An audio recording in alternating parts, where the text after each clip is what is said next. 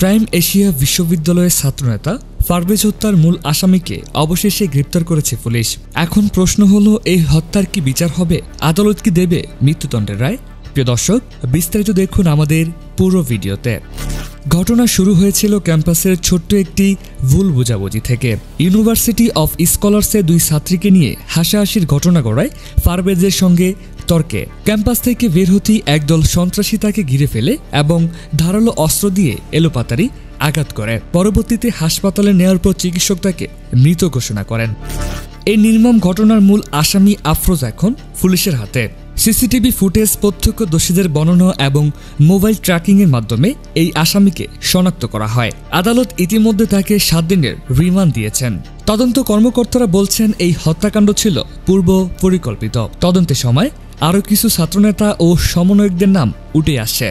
ছাত্রদল সহ বিভিন্ন সংগঠন এবং সাধারণ ছাত্র সমাজ এই হত্যাকাণ্ডের দ্রুত ও কঠোর বিচার দাবি করছে। যদি এই হত্যার আসল আসামিকে ফাঁসি না দেওয়া হয়, তবে ন্যায় বিচার কখনই হবে না।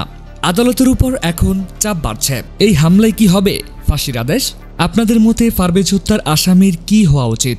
জানিয়ে দিন আপনার মূল্যবান মতামত আমাদের এই ভিডিওর কমেন্ট বক্সে। পরবর্তী এরকম গুরুত্বপূর্ণ সংবাদ পেতে আমাদের চ্যানেলটিকে সাবস্ক্রাইব করে আমাদের পাশেই থাকুন। ধন্যবাদ আপনাকে সম্পূর্ণ নিউজটি এখন অবধি দেখার জন্য।